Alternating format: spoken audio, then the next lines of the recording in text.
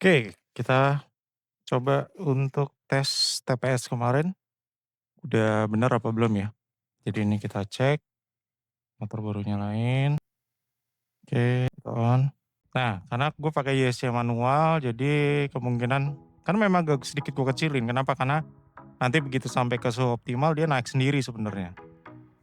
Jadi sekarang kalau dilihat di RPM-nya itu dia kisaran di 1400 sampai 1500. Nanti kalau udah naik dia di 1500 sampai 1600. Oke, kita tes jalan ya. So far dari idle sampai sekarang sih belum ada perubahan ya. Ini gua keluar perumahan dulu. Oke, karena di sini pakai one gate. Pak, ada anak kecil. Misi, misi. So far nggak ada masalah. Jadi sebelumnya memang di check engine di sini tuh hidup. Check engine sini tuh hidup. Jadinya masalahnya kemarin ya. Kalau yang udah gua omongin kemarin itu masalahnya di IAT. Ya, masalah itu di IAT. IAT itu apa sih? Itu adalah intake air temperature. Nah, intake air temperature itu sensornya di mana? Sensornya kalau berdasarkan dari websitenya Yamaha ya, dia itu ada di bagian TPS atau di total position sensor. Dia letaknya ada di situ. Nah, karena letaknya ada di TPS, IAT-nya itu dia jadinya mungkin ada error. Tapi memang sepemahaman gue ya, kenapa di dalam TPS itu kan ada 3 sensor ya. Satunya gue lupa deh, MAF atau apa kayak gitu. Nah, jadi memang kalau TPS racing itu, dia itu kalau nggak salah memang voltasenya agak lebih besar. Kenapa? Karena supaya masuk daripada chipnya itu sendiri. Karena chipnya itu kan dia butuh sensitivitas lebih ya. Makanya kalau sepemahaman gue ya, yang gue baca-baca juga, itu tuh dari karena voltage tersebut. Jadi ECU-nya Yamaha XPEX ini dia deteksi ada perubahan, yang dimana deteksinya itu sebenarnya jatuhnya ya, itu sebenarnya bagus. Kenapa? Karena jadinya ECU melihat ada sedikit perubahan voltase yang takutnya itu beresiko terhadap ECU itu sendiri. Dan makanya jadinya dia memberikan warning atau engine light lah. Nah, di engine light-nya hidup, akhirnya ya sudah, berarti memang harus ada yang kita perbaiki. Nah, akhirnya ini kita pakai TPS yang standarnya udah normal nih. Biasanya itu ketika gue lepas gas, dia nongol. Nah, sekarang udah enggak lagi. Jadi menandakan memang kemarin TPS dari merek tersebut lagi mungkin gue dapat barangnya mungkin kurang bagus kali ya. Jadi memang dapetnya kurang bagus, akhirnya ada error. Walaupun dari produsen sendiri ketika gue kabarin, emang nggak ada jawaban ya mengenai ini gimana, karena baru 5 lah, gue 5 harian loh beli TPS itu lah. Tapi udah gue bawa aja jalan-jalan juga, itu awalnya aman, tapi masa umurnya cuma 5 hari kan juga terkesannya kurang begitu bagus. Akhirnya gue pakai standar normal, mungkin gue coba bawa kecepatan tinggi kali ya.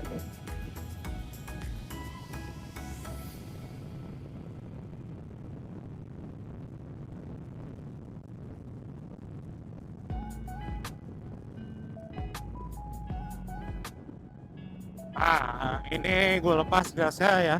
Nggak ada perubahan, masih stay, dia tidak ada masalah di bagian warning engine light-nya. Atau bahasanya ini ya, gambar mesin lah di situ lah. Nah, sekarang aman, normal. Oke, 4000. Kalau ditanya, ini X-Max memang nggak gua lakukan apa-apa karena memang ini motor juga sebenarnya kalau ditanya impian gue waktu zaman dulu lah. Dari awal gue punya motor itu di 2008 ya, 2008 itu motor gue Supra jadul, habis itu Supra yang apa masih tromol. Nah, terus habis itu naik Supra yang Batman, 2 lampu. Nah, terus habis itu ada lagi mulai punya Aerox waktu itu. Gue punya Aerox. Aerox banyak banget masalah juga. Yamaha kode 12 menghantui lah bahasa seperti itu. Nah, terus habis itu gue juga punya ADV, lalu Fazio, nah terakhir X-Max. Karena memang X-Max dari awal keluar di 2017 ya kalau nggak salah ya. Itu tuh di Indonesia ya. Itu tuh gue benar-benar mimpin sebenarnya punya motor 250 cc yang istilahnya bisa ngebawa gue kemana-mana. Karena dulu gue juga ikut komunitas juga di Supra. Itu gue udah jalan-jalan juga ke Tegal lah, terus juga pas Aerox gue ke Jogja lah kayak gitu. Nah sekarang ADV gue paling deket doang lah kayak gitu. Terus untuk di Fazio gue udah jalan-jalan ke Citorex segala macam. Nah di sama X-Max ini gue pengen gue bisa jalan-jalan lagi sebenarnya lebih ke arah ke kayak gitu. Nah ini jalannya sebenarnya kalau dilihat sekarang fungsinya oke, nggak ada masalah. ISC juga kayaknya udah normal, kayaknya nanti pas berhenti gue tunjukin bahwa dia udah balik ke 1600 1500-an. Ada apa nih?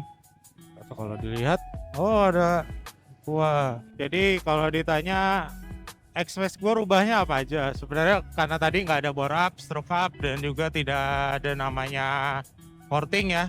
Pokoknya semua original aja di sini. Yang paling gue hanya main di kirian saja sih sama ya beberapa aksesoris lah. Nah, kalau ditanya kiriannya apa aja, gue sekarang pakai roller 14 gram untuk di rollernya, di puli depannya gue pakai punya Jang Ebi. Sebenarnya gue nggak nanya tuh, ini berapa sih kemiringannya kayak gitu. Gue nggak antara 13.8, 13.5, gue kurang tahu juga sih. Sekarang gue masih pakai itu sih. Untuk puli depannya Jang Ebi, roller 14 gram. Untuk puli belakangnya gue cuman ganti di bagian pernya aja, per CVT-nya kalau kata usernya apa, kalau kata sellernya sih 1600 1700 lah, gue juga nggak kurang tahu lah. Nah gue pakai itu juga sekarang, ya jalannya sebenarnya enak, smooth juga smooth enak. Karena sentry juga pakai sentry standar. Enaknya sentry standar itu kalau bagi gue ya, gue itu bisa dia gas sedikit tuh langsung nyangkut gitu loh. Nah tapi kebanyakan orang kenapa butuh persentri yang lebih keras supaya dia nyangkutnya belakangan, tapi RPM-nya sudah sampai ke peak powernya kayak gitu. Jadi udah dapet powernya, baru dia masuk ke nempel tuh antara kampas sama mangkoknya. Paling sama tambahan lagi mangkoknya udah gue bolongin aja. Jadi cuma dibolongin aja sih, nggak sampai di kartel karena gue juga pikirnya ini motor first thing gue, pertama gue yang gue dapet istilahnya dari impian gue lah bahasa seperti itu. Jadi gue nggak pengen diotak-atik dulu karena kalau ngelihat ke belakang antara Aerox, ADV dan juga Fazio semuanya udah borak. Tapi yang ini kayaknya gue mau coba dulu, gue masih nyaman dengan kondisi saat ini, masih belum ada perubahan lah. Ini gue mau datang ke sekolah anak gue ya, karena lagi ada acara. Jadi next sesi kemungkinan ada beberapa video lagi yang bakalan gue upload, cuman gue lihat dulu aja dari teman-teman semua.